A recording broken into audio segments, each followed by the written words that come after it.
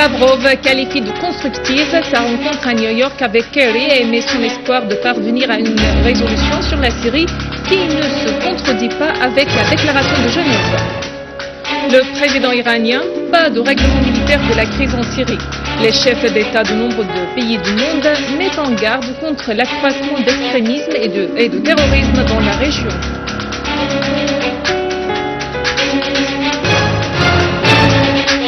Liquidation de terroristes de Front al-Nusra dans les banlieues de Damas, de Latakia et d'Alep.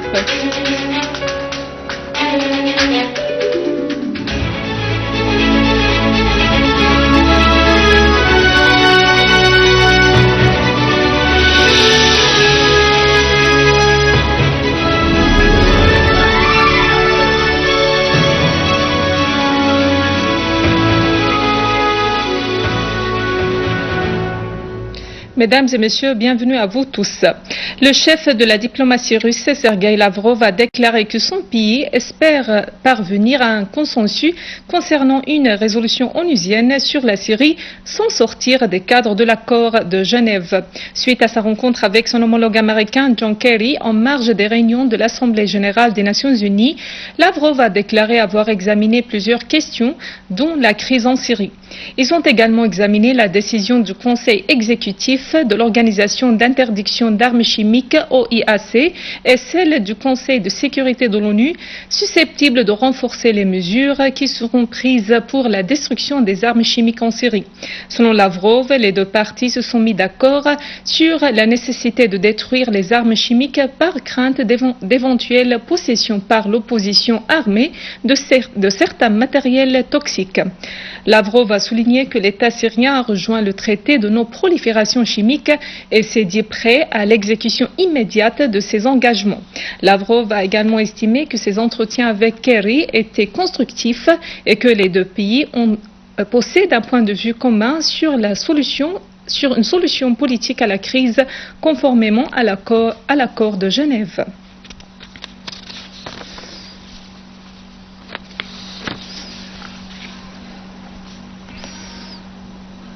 La crise en Syrie était également au centre des discussions de Lavrov avec son homologue iranien Mohammad Jawad Zarif à New York.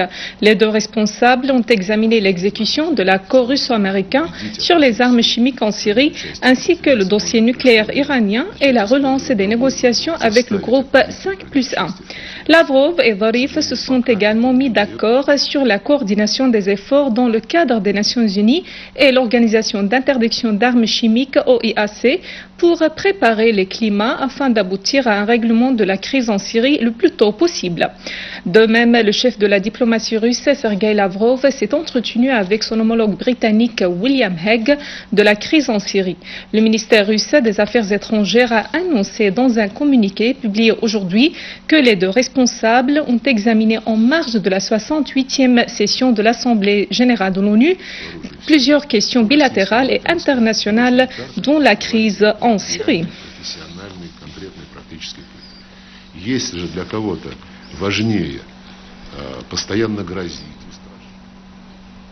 Le ministre russe des Affaires étrangères, Sergueï Lavrov, a indiqué que la Russie consacrera 10 millions de dollars pour aider les Syriens déplacés au Liban et en Jordanie du fait des actes commis par les groupes terroristes armés en Syrie. Le ministère russe des Affaires étrangères a fait savoir que Lavrov avait affirmé lors de sa rencontre avec le haut-commissaire pour les réfugiés, Antonio Guterres, en marge des travaux de l'Assemblée générale des Nations unies, la disposition de Moscou à poursuivre l'octroi des aides pour améliorer les conditions de vie des déplacés syriens. Le ministère russe a fait noter que les deux parties étaient d'accord sur le fait qu'un recours éventuel à la force contre la Syrie aggravera la crise, augmentera le nombre des déplacés dans les pays voisins et fera détériorer les conditions de vie des citoyens. En outre, Lavrov a assuré au président du Comité international de la Croix-Rouge, Peter Maurer, l'importance d'empêcher toute escalade de la crise en Syrie, soulignant que cette escalade sera notamment au détriment de la situation humanitaire dans la région.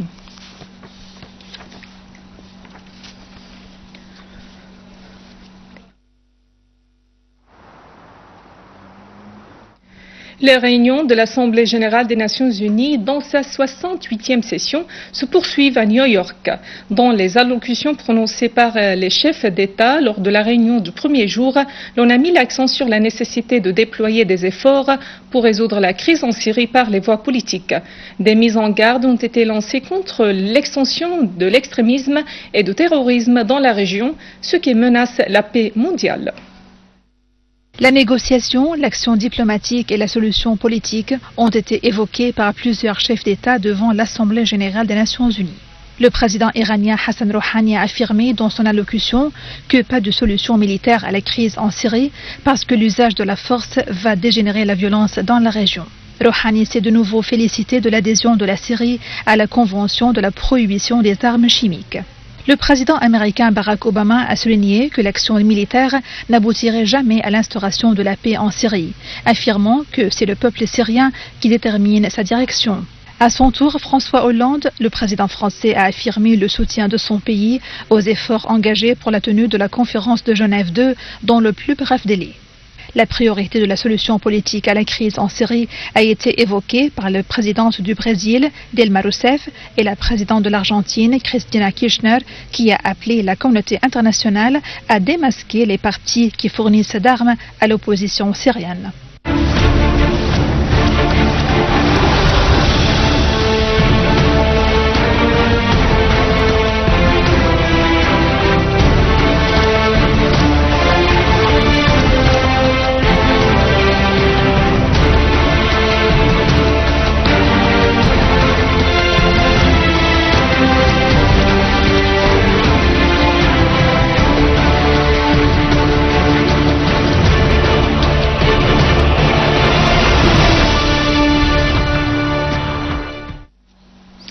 Dans la banlieue de Damas, des unités des forces armées ont liquidé des groupes terroristes armés de Front al-Nusra aux alentours de l'hôtel Safir Ma'loula et à Dahret Mkaïl au nord de Jab'adine et au sud de la vallée As-Sarkha près de Rankous.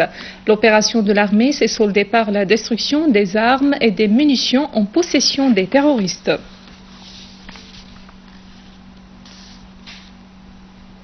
Dans la banlieue nord de l'Ataquié, des unités des forces armées ont détruit de lance-roquettes et un entrepôt d'armes et de munitions stockés par des terroristes de Front al-Nusra.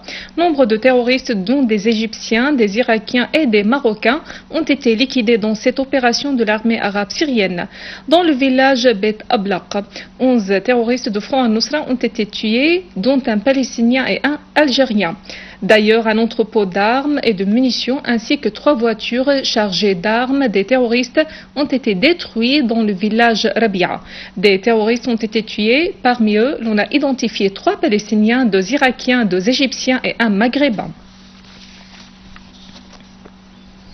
Dans la banlieue d'Alep, des unités de l'armée arabe syrienne ont détruit des armes et des munitions chargées dans des véhicules dans nombre de zones, liquidant plusieurs terroristes.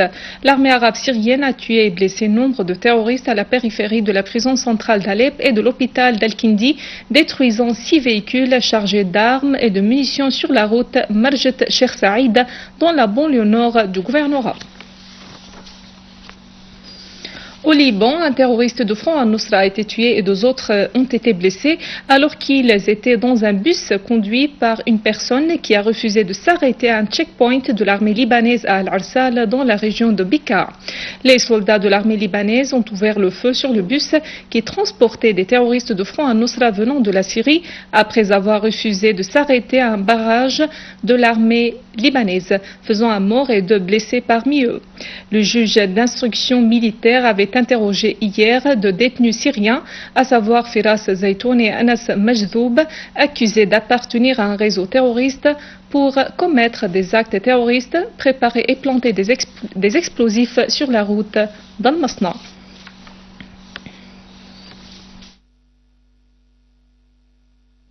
Le ministère irakien de l'Intérieur a indiqué que les gardes-frontières avaient avorté hier une tentative des terroristes de s'infiltrer depuis la Syrie vers la zone frontalière d'Al-Qa'im.